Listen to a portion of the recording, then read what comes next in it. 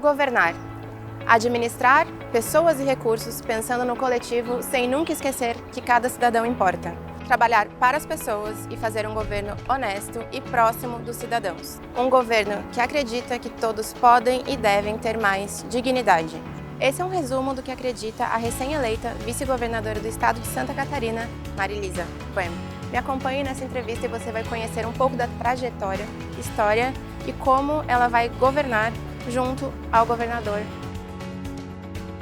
Então hoje estamos aqui com a nossa vice-governadora Marilisa, vai nos dar uma entrevista, falar um pouco da história dela, principalmente desse relacionamento com as mulheres empreendedoras para oportunizar.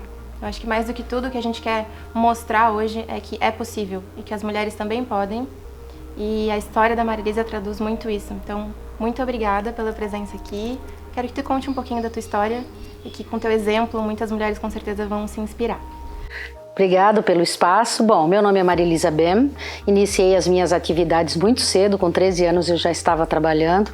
Eu fui estagiária no Banco Caixa Econômica, depois na Habitasul, trabalhei como professora. Com 17 anos eu passei no vestibular para Direito, com 21 anos eu me formei em Direito, com 24 anos eu fui nomeada delegada da mulher de Joinville e com 35 eu fui delegada regional de polícia. Então, aos 24 anos eu já tinha 2 filhos pequenos e iniciei as minhas atividades na polícia. Fundei a Delegacia da Mulher em Joinville, a maior cidade do estado, onde eu assim tive muitos desafios, porque era a primeira, era novidade. As mulheres procuravam muito a delegacia para saber dos seus direitos, porque naquela época não existia tanta informação quanto existe hoje através dos meios de comunicação. Então, o nosso trabalho era árduo. Tínhamos que explicar o direito delas, que elas poderiam se separar, que elas não perderiam o direito na partilha, na separação. Muitas chegaram a morrer porque achavam que se saísse de casa, elas perderiam o direito. Então, bastava naquela época fazer um boletim de ocorrência dizendo que estava sendo ameaçada ou agredida, que ela estaria respaldada pela lei. Mas muitas, por desconhecimento, acabaram perdendo a própria vida. Então, assim, nós iniciamos os nossos trabalhos naquela unidade, repassando essas informações, montamos um núcleo de psicologia, onde uma vez por semana a gente trazia o agressor e a vítima para fazer um trabalho pioneiro que depois foi reconhecido, foi apresentado aqui em Florianópolis para a ONU, um trabalho assim modelo que a reincidência caiu quase a zero. Por quê? Porque nós fazíamos um trabalho de família, um trabalho familiar, eram 5 casais cada vez, uns mais antigos, outros mais jovens, vendo o que esses mais antigos, aonde eles erraram, o que eles fizeram de errado na vida deles. Muitos naquele tempo agrediam as mulheres em virtude do alto consumo de maconha, porque drogas não tinha de outro tipo, mas a bebida alcoólica era uma coisa assim gritante naquela época. Não tínhamos muitos recursos na cidade de lazer, então os homens, a maioria saíam das grandes indústrias, passavam nos bares, acabavam deixando todo o seu dinheiro do mês, e a mulher, quando chegava em casa, questionava o marido, era agredida. Então nós tivemos esse trabalho de fazer com que eles se conscientizassem de que eles estavam destruindo as famílias. Contamos naquela época com a ajuda das empresas da cidade, empresas de ônibus que forneciam passe de ônibus para que essas mulheres pudessem vir até a delegacia, e conseguimos reestruturar muitas famílias naquela época, e até adolescentes que já estavam se perdendo na rua em virtude desse lar desestruturado. E aí, aos 35 anos, eu fui nomeada a primeira mulher comandante da Polícia Civil, delegada regional, responsável por Joinville e mais 5 municípios. Então, era responsável por 6 municípios. Na época, eu construí 7 delegacias na minha região, sendo que até hoje nenhum policial civil conseguiu bater meu recorde. Nós trabalhamos muito, porque na época as nossas delegacias ou elas eram alugadas em garagens ou porões. Ninguém queria alugar para o governo do estado naquela época. E aí nós começamos a adquirir os terrenos junto às prefeituras, e o estado então começou a fazer as obras. Então hoje, graças a Deus, na cidade de Joinville eu construí 5 delegacias, em Itapuá uma e São Francisco do Sul outra delegacia também, que eu acredito que agora, como vice-governadora, eu vou ter que reformá-las, porque já andei vendo algumas que eu construí que já estão bem desgastadas pelo tempo, e agora minha missão é recuperar todas essas delegacias. E esse projeto se estende ao estado? Tem algum plano em relação a isso? Sim, nós temos. Já conversei com o delegado geral Ulisses, ele está fazendo um levantamento, um mapeamento de tudo que existe, até mesmo porque isso é um pedido do nosso governador, Jorginho Melo. Está sendo feito em todas as escolas, em todas as delegacias, todos os hospitais, em todas as áreas que nós temos. Nós estamos fazendo um levantamento para que a gente possa fazer um projeto para 4 anos. Para que a gente possa reestruturar essas unidades para bem servir a comunidade que paga os seus impostos, e bem caro por sinal. Então a gente quer devolver esses atendimentos e essas unidades com instalações adequadas para o nosso contribuinte, para o nosso povo catarinense. Marilisa, me conta como que foi essa aproximação com o nosso governador, como que compuseram essa chapa e grandes planos aí para os próximos 4 anos. Bom, eu já tinha encerrado a minha vida pública política, né? Eu já tinha sido candidata a vereadora, a vice-prefeita e deputada estadual. Em nenhuma dessas ocasiões eu obtive êxito. Inclusive na primeira que eu saí como vereadora, eu fui a 9ª mais votada de Joinville e não entrei por causa da legenda. Mas mesmo assim não desisti, continuei, fui candidata como vice-prefeita, não ganhei, formei um grupo de mulheres empreendedoras. Hoje esse meu grupo, o Mais Mulher, ele conta com 307 mulheres que compram e vendem entre si, se ajudando mutuamente, onde elas passaram aí a crise da pandemia, a crise de 96, que foi uma crise braba também, então elas estão se ajudando mutuamente. E aí depois eu fui candidata a deputada estadual em 2018, mas daí veio o Bolsonaro, eu estava num outro partido e aí não consegui obter êxito. E aí eu encerrei as minhas atividades, fiquei vovó, tenho 2 netinhos pequenos, e aí eu disse, não, agora eu vou cuidar de netos, vou cuidar da casa, fiquei por um bom tempo, veio a pandemia, fiquei em casa. Depois eu comecei a trabalhar com o Instituto Cazu, que é um instituto que eu fundei e agora eu passei para minha família em virtude de eu estar vice-governadora, que é um instituto que capta recursos do imposto de renda para ajudar mulheres carentes a sobreviver. Então elas vão fazer lustres, luminárias, peças decorativas com fibras naturais, cordas náuticas, música nos hospitais. Eu tenho 3 projetos aprovados.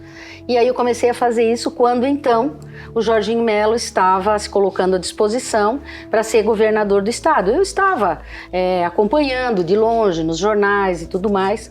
E aí o pessoal veio conversar comigo. Meu ex-marido mandou um texto para o assessor dele, dizendo que eu tinha sido delegada em Joinville, que eu tinha bons serviços prestados na cidade, que eu era uma pessoa reconhecida, mas eu não sabia nada disso. E aí eu fui num aniversário, acabei me encontrando com ele, tirei uma foto, mas ficou por isso mesmo, passou. E aí um dia eu estou em casa, recebo uma ligação. Aí uma ligação, oi, aqui, boa tarde, aqui é o senador Jorginho Melo. Quem tá falando? Eu falei, não, a delegada Marilisa, e começamos a conversar e pensei, isso é pegadinha. Isso aí não é verdade. É um golpe. O homem não me conhece, nunca me viu, só tirou uma foto comigo no aniversário, mas tirou foto com tanta gente. Daí falei pro meu ex-marido assim, não, isso aí só pode ser pegadinha. Não, mas pode ter sido ele, liga de novo e tal, tal. Tá, ele tinha me convidado para conversarmos uma quarta-feira à noite. Aí, logo em seguida, liga uma outra pessoa. Olha, aqui é a assessora do senador Jorginho Melo e tal, ele conversou com a senhora, pensei, bom, agora não é mais pegadinha. Onde é que nós podemos nos encontrar? Ele veio na minha cidade, em Joinville, nós fomos lá, conversamos com ele fez uma série de perguntas e eu achei, na minha inocência, que ele queria montar um escritório em Joinville, para a campanha, porque eu estava acompanhando, que ele tinha já outras pessoas, Ângela Min, outros partidos que estavam interessados para ser vice. E como ele veio conversar comigo, eu achei que ele queria montar um escritório porque a gente tinha muito conhecimento para ajudá-lo. E se fosse isso, eu ajudaria com certeza. Ele me perguntou quem é que poderia ser candidato lá. Eu citei alguns nomes que eu achava interessante para ser vice dele. Aí no final ele disse que queria que fosse uma pessoa do PL. Aí eu digo, tá, mas chapa pura? Eu digo, eu entrei agora no PL, eu saí do Podemos, onde eu concorri a deputada estadual, não ganhei já, tô fora da política, não quero mais saber nada da política e tive meu tempo de polícia. Aí contei a minha história da polícia para ele, ele falou, mas aí a senhora poderia ser a nossa deputada estadual? Eu falei, não. Eu já disse que a minha vida política está encerrada e que deputada estadual eu não quero mais ser. Chega, já fiz carreira solo, é difícil demais, principalmente para gente que é mulher, não quero mais. Tá bom, ficou por isso era uma quarta-feira. Na quinta-feira, à noite, ele liga. Ô, doutora, tudo bem e tal? Eu gostaria que vocês viessem aqui almoçar comigo na sexta-feira. Falei, ai, mas sexta-feira para Florianópolis, o trânsito, né? Não, mas eu não tô pedindo, eu estou determinando, porque eu fui aí jantar com a senhora. Agora é a vez de vocês virem aqui almoçar comigo. Falei, ah, meu Deus, o que eu vou dizer, né? Tá bom, vamos, né? É uma ordem. Aí, como meu filho mora aqui em Florianópolis, eu pensei, eu já vou unir o útil ao agradável, tem trânsito, mas eu já fico lá sábado, domingo, dá um cheirinho no filho, né? Aí viemos. Aí chegamos aqui no escritório dele, conversamos, ele contou a vida dele toda, que eu também não conhecia. Eu conhecia o senador Jorginho pelos trabalhos dele, o Pronamp catarinense, que me chamou muito a atenção, porque eu tenho esse grupo, como eu te falei, de mulheres empreendedoras, de todo o trabalho que ele já fez pela nação brasileira. E aí eu fiquei assim, bem contente que ele me chamou, mas sempre achando que ele iria abrir um escritório em Joinville, gostaria que eu trabalhasse, assim como eu já trabalhei para outros políticos na minha cidade. E aí ele contou a história de vida dele toda para mim e finalizou dizendo que gostaria que eu fosse a vice-governadora dele. Aí eu disse, como? Oi? Como? Sabe, na hora parece que não cai a ficha, né? Aí eu digo, não, sim, mas eu tenho que pensar, tenho que falar com a família e tudo bem, vamos ver, vim para casa. Voltei, retornei no domingo, falei com meu pai, com a minha mãe, fui lá pedir a bênção para eles e dizer que ele tinha me convidado e que na esperança que a minha mãe dissesse que não. Que a minha mãe é professora de história, ia dizer, não, minha filha, não te mete mais nisso, não sei o quê, tu já teve uma vida difícil na polícia, né? Daí a minha mãe sentadinha assim com meu pai, eu aqui sentada no chão, no tapete da sala, e eu contando para eles tudo o que tinha acontecido. Daí ela disse, tá, e por que tu não aceita? Tem que aceitar, eu sei da tua capacidade, da tua competência, do teu trabalho, de toda a tua luta pelas mulheres na cidade, quanto tu já enfrentou, quanta coisa tu já construiu, por que tu não pode ser a vice-governadora? Eu falei, mãe, mas é difícil, são tempos difíceis, né? Nós estamos passando aí uma transição bem difícil, épocas difíceis, né? Ela disse, tá, mas e o que está escrito no hino nacional? Eu falei, meu Deus, mas tá cheio de coisa escrita no hino nacional? O quê? Verás que o filho teu não foge à luta. Vai lá e mostra para eles o que tu sabe. Trabalha, porque Deus vai te proteger. E se tu tiver que morrer, eu vou chorar muito, eu vou sofrer muito, que aqui na terra eu sou tua mãe. Mas antes de ser tua mãe aqui, teu pai tá lá em cima. E ele não vai te deixar acontecer nada. E se acontecer é porque era para ser. Então vá, lute, trabalhe, porque eu sei da tua missão, porque eu sempre tive isso muito forte, sabe? De ajudar, de querer fazer. Sim, eu fundei a Casa Abrigo de Joinville para que as mulheres não precisassem ficar dormindo dentro da delegacia. Sempre quis que o povo tivesse dignidade, porque para mim ganhar uma cesta básica é uma coisa emergencial, mas não pode ser uma coisa vitalícia, porque isso aí é indigno, a pessoa se sente humilhada em todo mês ter que buscar aquilo, sabe? Então eu sempre lutei para que as pessoas tivessem conhecimento, tivessem cursos técnicos, os jovens, para que eles passassem o dia estudando, fazendo cursos, porque o que acontece? Hoje os pais são obrigados a trabalhar o dia todo. Hoje a mãe não consegue mais ficar em casa cuidando dos filhos e eles ficam uma parte do dia, ou de manhã ou à tarde, sozinhos. E muitas vezes se perdem ou são levados por outros malandros ou pessoas mal intencionadas para o mundo do crime. Então a família às vezes está bem estruturada, trabalhando, tem o seu dinheirinho e muitas vezes perde tudo em função de um filho que entra no mundo das drogas, ou que vira um traficante, ou que vai preso, enfim. Então a gente via esse sofrimento com essas mães, principalmente com filhos com problema de envolvimento com entorpecentes, o sofrimento que essas mães tinham para lidar com essa situação. No fim, ela acaba sozinha com aquele filho, porque os outros filhos abandonam, o marido abandona, os parentes abandonam e ela fica ali tentando salvar aquela criatura sem estrutura, sem condições. Então a gente que estava na polícia, a gente acompanhava e encaminhava para setores, para dar força, para dar ajuda, mas a gente sabe o quão é difícil uma mulher sozinha, às vezes com 3, 4 filhos, ter que se manter, muitas vezes sem qualificação no mercado, para poder trabalhar, para poder dar o sustento daqueles filhos. Então, quando eu vi essa oportunidade que ele me falou, né, eu disse, tá, Jorginho, mas como é que nós vamos fazer isso? Eu disse, é difícil, eu disse, nós éramos os últimos que estávamos saindo, porque todo mundo já tinha escolhido quem ia ser, já estava tudo determinado, já tinha escolhido o seu vice, faltava só ele escolher a vice, né? E os outros eram tudo já políticos de carteirinha, Então eu disse assim, mas vai ser muito difícil, nós não vamos ganhar essa eleição. Ele disse, não, eu vou ganhar essa eleição. Ele sempre dizia isso, ele muito convicto, muito otimista. Eu vou ganhar essa eleição, Maria Elisa, vou ganhar. Eu digo, mas é muito difícil, tem 10, 12 pessoas concorrendo. Ele disse, não, mas eu vou ganhar. Eu disse, bom, se a gente não ganhar, ele falou para mim, se a gente não ganhar, eu volto pro Senado, que eu ainda tenho 4 anos, e você volta pros teus projetos do Casu, as mulheres empreendedoras e tudo mais. E se a gente não ganhar, pelo menos a gente vai angariar votos por Bolsonaro. Eu digo, opa, isso também me interessa muito, né? Que era um projeto meu também, como aposentada, que eu estava fazendo, estava investindo no Bolsonaro.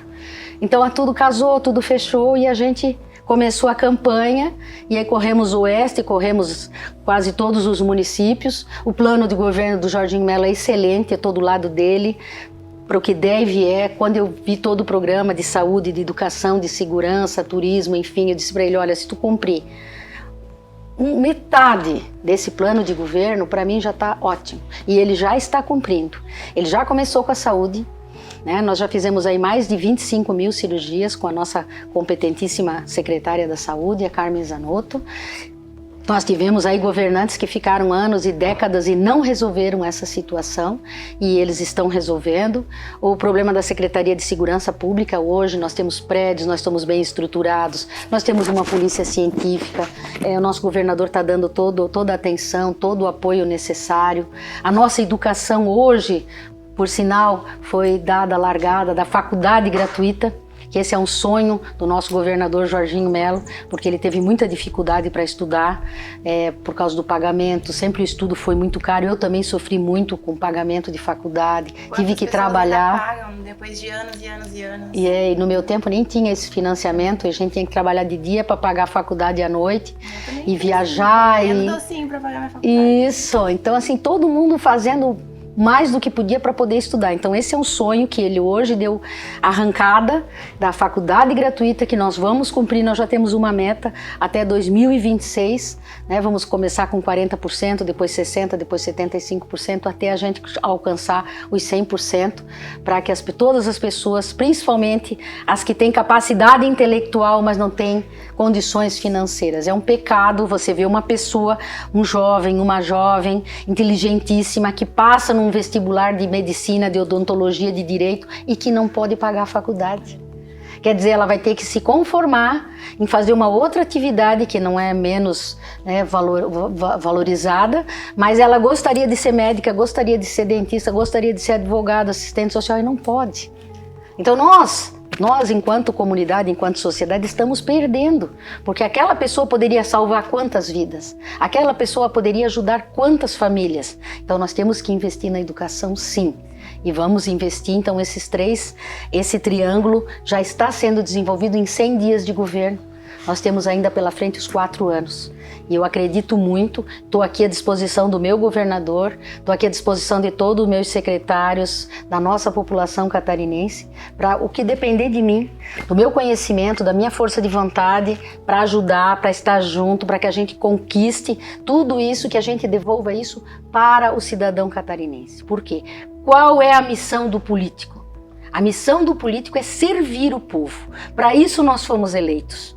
Para isso nós estamos aqui trabalhando. Nós estamos trabalhando para dar ao contribuinte o que é necessário.